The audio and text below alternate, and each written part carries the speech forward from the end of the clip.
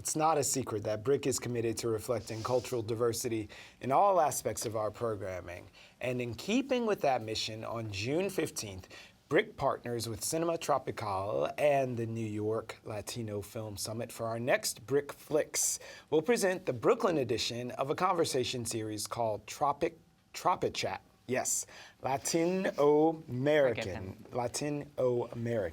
focusing on Latino filmmakers, stay with me, who call Brooklyn their home. Home, in fact, is the title of a feature film directed by one of today's guests. And before we meet him, let's check out the trailer.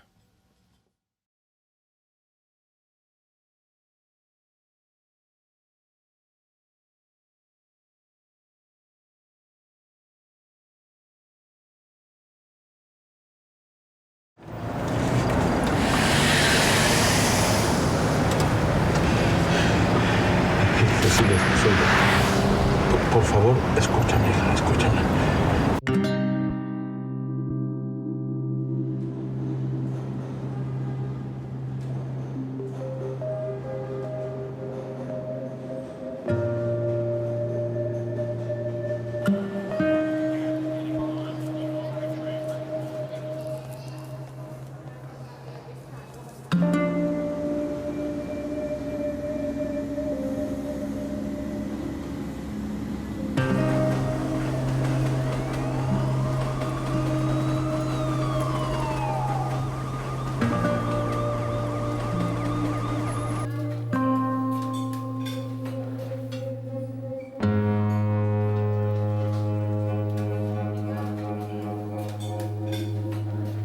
Quiero estar.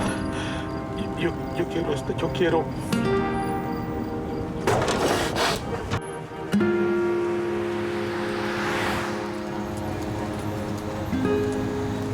Señora.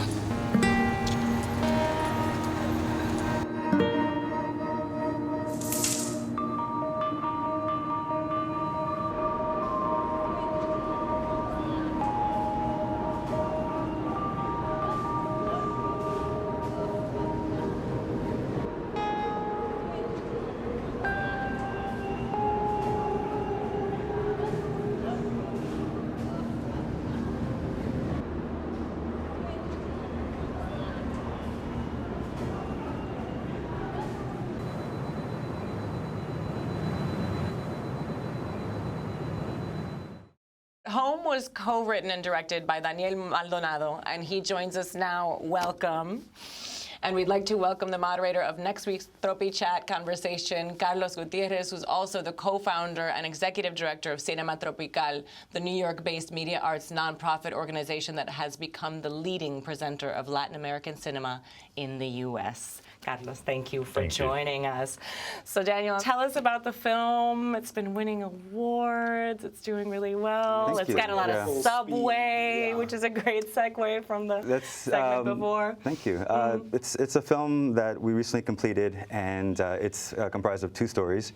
The first story is about a young man with Asperger's syndrome who disappears in the subway. It's actually based on a true story.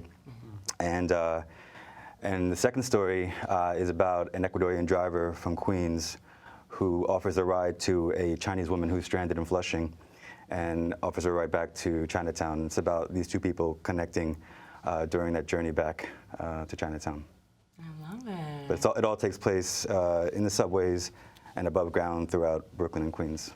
So Carlos, that sounds like a lot of fodder for conversation, but you guys always have great talks at TropiChat. Tell us about them.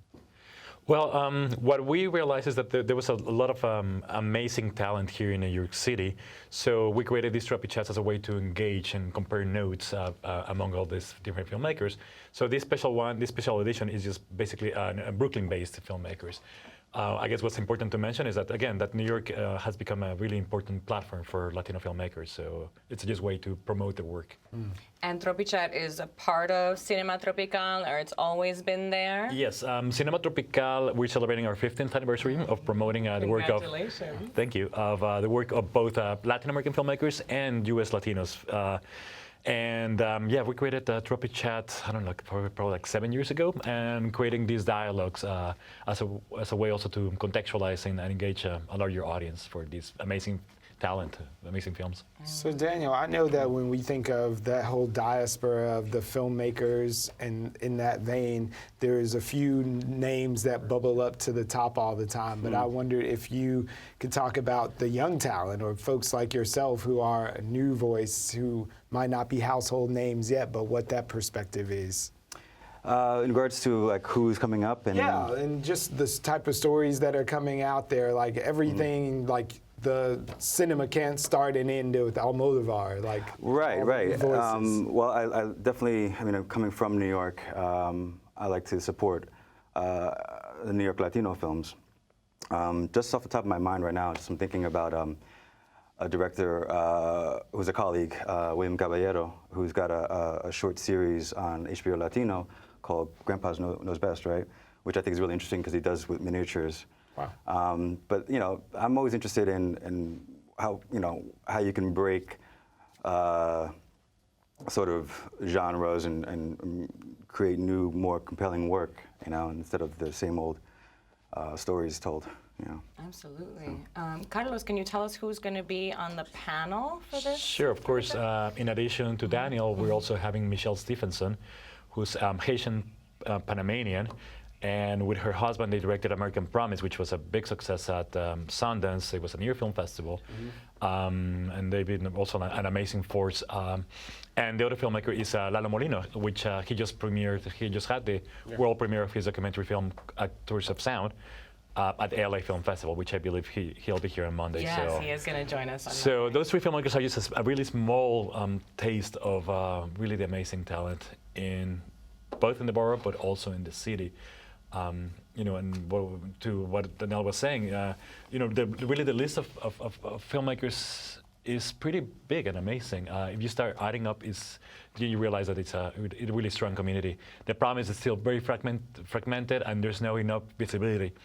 You know, all the filmmakers are really struggling to make their own films, so they don't have much time really to create a larger community. But it is there. Right. Daniel, do you feel that way? Do you feel like it's really a kind of a constant struggle, or do you feel like there are a lot more opportunities now for you? I mean, the Hispanic community is growing so much these days. Yeah, no, I do, and as a matter of fact, you know, I've been making films for a while now in New York, and with festivals, particularly like the New York Latino Film Festival, was a great platform for all of us to, you know, get our work shown and exposed. And unfortunately, now we're dealing with another struggle with, you know, finding, you know, a Latino festival in New York, which is why, you know, it's great what Carlos is doing, you know, what he's been doing for a long time.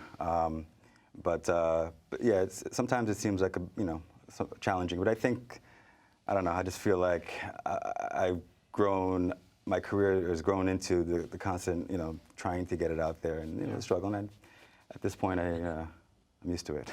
Right. So now, as we like wrapping up now, I feel like Home is a film, like it's almost like a love letter to New York. I can't imagine it being shot or made or informed by anywhere else. So I wondered if there is sort of a voice that identifies New York or even Brooklyn when we're talking about Latino cinema or something, that other people get that feeling of this is the New York experience. Well, yeah, I mean, that's important, but at the same time, as I was saying to Carlos earlier, I don't want it to just to be about the New York and these characters and it only to live in this, you know, setting. Right.